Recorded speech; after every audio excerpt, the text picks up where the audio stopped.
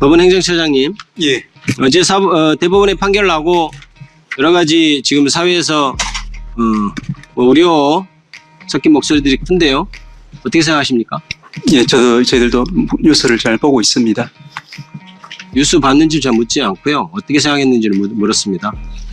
저희들이 보기에는 아까 오전에도 답변이 있었던 것 같습니다만은 판결에 대한 비평은 얼마든지 가능하지만 최고법원의 판결과 또 법관에 대한 존중이 없이는 법치주의도 또 이를 뒷받침하는 우리 헌법기관도 존재할 수 없다는 생각이기 때문에 판결에 대한 비판, 최고법원에 대한 판단은 존중돼야 된다. 그거는 이렇게 들리네요.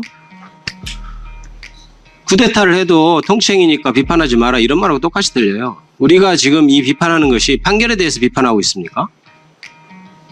대법원의 정치 개입에 대해서 비판하고 있는 거예요. 행정처장님 그것을 모르시고 지금 얘기하나요? 우리가 대법원 판결이 어떻다 이걸 얘기하는 게 아니에요. 더 큰 문제. 대법원이 어찌어찌 해야 되는데 지금 정치적 중립성을 완전히 어기고 정치 한복판에 끼어들었다 이걸 지적하고 있는 겁니다. 지금까지 행정처장님 법관 해오시면서 이런 사례를 본 적이 있습니까? 없잖아요. 저는 말씀하시죠. 예, 사안마다 다 특수성이 있기 때문에 제가 일률적으로 그렇죠. 이번만 특수성이 있어요. 이번만 특수성이 있어요. 34일 만에 접수행위 34일 만에 재판이 결정이 됐고 저는 어제 대법원의 판결로 인해서 저는 사법부가 거의 이 사회에서 신뢰를 잃었다고 생각합니다. 그리고 제 개인적으로는 일반 국민들도 그랬겠지만 저는 더욱더 법조인으로서 법원 판사들 특히나 대법관님들 이분들에 대한 기본적인 존경 그리고 믿음이 있었어요. 저는 누구보다도. 그런데 저는 어제 그 판단으로 인해서 그것이 다 사라졌습니다. 차라리 노골적으로 편드는 게 더 솔직한 거 아니야? 이런 생각이 들면서 점잖은 척 하면서 자기 입속대로 다 판단하고 자기가 가진 어떤 판단의 권한을 자기의 어떤 개인적인 이익, 자기의 정적인 성향을 쓰는 사람들이나 저 사람들은 저 뭐지? 대법원장 밑에 저 졸개들처럼 거느리고 앉아가지고 대법원장은 판단을 하는구나. 저는 그렇게 판단해서 저는 그렇게 느꼈어요. 그 장면을. 대법관이라는 사람 뭐 하는 사람들이지? 그동안 우리가 그렇게 존경의 염을 표현할 만한 사람들이었던가? 저는 그렇게 생각했습니다.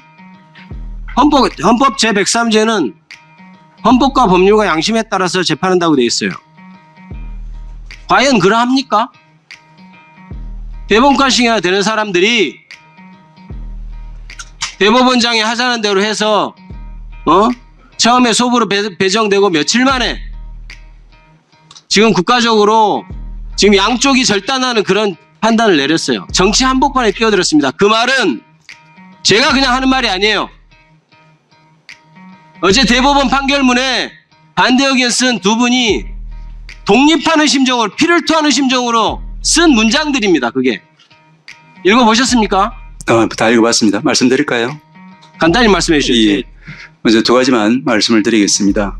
제가 이제 대법관으로서 이제 재판에 관여한 제 경험에 비춰보면은 대법원장이라 하더라도 13분 전압에 들어오는 대법관 중에 n분의 1에 불과합니다. 진행권은 가지고 있지만 그 사건의 결론은 다수 대법관의 의견에 따라서 이루어지기 때문에 무슨 답변을 하실지 알겠어요. 대법원장 제가 질문 드리겠습니다. 어떤 답변을 하실지 이해했습니다. 저는 모욕감까지 느꼈습니다. 국민으로서. 판결문 내용도 그렇고 이게 마치 귀족들 12명이 앉아서 일반 국민들한테 선언하는 것처럼 보였어요. 난 너희들이 어떻게 생각하든 상관없어. 나는 우리 이 귀족들은 우리가 규정할 거야. 당신들이 어떻게 대통령을 뽑든 어떤 정치행위를 하든 우리가 말한 대로 해. 이런 느낌을 받았어요. 저는 한 국민으로서 정말 모욕감을 느꼈습니다. 지금 판결문에서 쓴 것처럼 그리고 현재 대법관들이 생각하는 것처럼 국민들이 그렇게 우매합니까? 저는 제가 정치행위를 하지만 정치의식은 우리 국민들이 저보다 훨씬 높다고 생각할 때가 많습니다. 옛날과는 달리 정보가 오픈돼 있고 유튜브나 이런 미디어들이 실시간으로 전송되기 때문에 우리는 바빠서 못 보던 것들을 국민들은 더 많이 보고 더 많이 판단합니다. 이것이 단지 633 원칙을 지키기 위해서 빨리 재판했다고 믿을 국민이 있다고 생각합니까? 저는 그렇지 않다고 봅니다. 어떤 변명을 하더라도 제가 대법관들이 가진 어떤 그런 실망감, 사법부에 대해서 가진 실망감, 그리고 이제 사법부는 더 이상 우리나라 대한민국에서 어떤 객관적인 판단을 했을 때 승복할 수 있는 그런 집단이 아니다. 이런 느낌, 이것은 변하지 않을 것 같습니다. 저는 헌법을 나중에 개정한 국민이 되면 대법원장의 대법관 제청권을 없애야 된다고 생각합니다. 어떻게 생각하세요? 말씀드렸지만 대법원의 구성의 부분에 대해서는 이제 헌법과 법률에 따라서 정할 사항이랍니다. 그렇지만 조금 전에 말씀드린 것처럼 현재 대법원의 판결 생성의 작동 원리를 말씀드리면은 대법원장이 좌지우지할 수 있는 구조는 전혀 아니라는 말씀을 좀 드릴 수 있고, 특히 이번 판결에서 이제 위원님께서 말씀하신 바와 같이 이 다수의견과 소수의견이 두 가지 쟁점, 첫째는 허위에 관한 실체적인 쟁점, 법리적인 쟁점, 두 번째는 그 심리의 속도에 대해서도 절차적인 부분에 대해서 충실히 논의가 이루어지고 판결에 다 담아서 90페이지 가까운 그런 판결이 나온 것으로 알고 있습니다. 대법원과 사법부는 사법 소극주의, 정치에 끼어들지 않고 자제하고 이런 것이 권위의 원천입니다. 승복의 원천이고. 그런데 지금 보십시오. 저 상고 파기환송한 10명 다 윤석열 전 대통령 임명한 사람들이에요. 자, 이렇게 보면 사람들이 이제 판결에 대해서 어떻게 생각하겠습니까?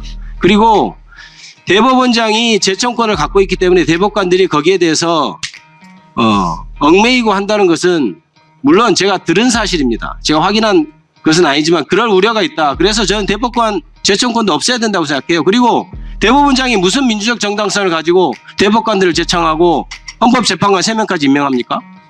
저는 저런 사법부라면 제3자 특검 추천 이것도 굉장히 무의미한 것 같아요. 예, 그 부분만 말씀을 드리면은 우리 위원님 잘 아시겠지만 대법관으로 임명되기 위해서는 대법원장과 또 이제 대통령과 국회 3부의 이제 합의에 의해서 이루어집니다. 그렇지만 저희들이 대법관으로 되고 나서는 그 어디에도 구속되지 않고 오로지 헌법과 법률에 따라서만 저희들이 모든 사건을 처리하는 것이 제가 지금까지 경험해온 바이고 모든 대법관들이 한결같이 지키고 있는 준수하고 있는 원칙이라고 저는 믿고 실제도 그렇다고 말씀드릴 수 있습니다. 위원님께서 이 사건의 결론 여하를 떠나서 다시 한번 말씀드리자면은 우리가 이제 최고법원의 판결과 또 그 법관에 대한 기본적인 존중이 필요하다는 말씀 다시 한번 드립니다. 네, 수고하셨습니다. 우리 천대엽 대법관님, 오늘 처장 자리로 직역으로 왔습니다. 대법관이시잖아요. 예. 지금 말씀하신 부분이 좀 가증스러워서 제가 지적하고자 합니다. 자, 지금 말씀하신 부분 여러분 기억하시고요. 천대엽 대법관님, 간첩 조작 사건 재심에서 무죄 난 거 다 알고 계시죠? 그거 대법관들이 한 겁니다. 조용히 계세요. 간첩 조작 사건 검사가 써준 대로 공소장대로 판결한 법원의 흑역사 있습니까 없습니까? 말씀드린 바와 같이 그 판결에 대한 비판 그리고 이제 있습니까 없습니까? 있다는 말씀 드립니다. 그렇죠? 그거 최종심 대법관이 했죠? 맞아요 틀려요? 예, 말씀하신 대로입니다. 지금 방금 하신 우리 천대엽 대법관께서 말씀하신 부분과 다르잖아요. 재심이라는 시스템을 통해서 그런 부분이 이제 구제가. 그런데 그것이 한두 건이었습니까? 그것이 방금 김기표 의원 질의에 천대엽 대법관께서 대법관이 법률과 양심에 따라서 재판한 사례로 비춰볼 때 대법관들이 판결한 것은 지고지순한 영롱한 진리입니까? 불변의 진리입니까? 재심에서 구제될 부분은 당연히 구제돼야 된다고 생각합니다만은 현재 진행. 천대엽 대법관님, 예. 간첩 조작 사건 재심에서 무죄 받은 판결을 제가 여러 번 읽어봤어요.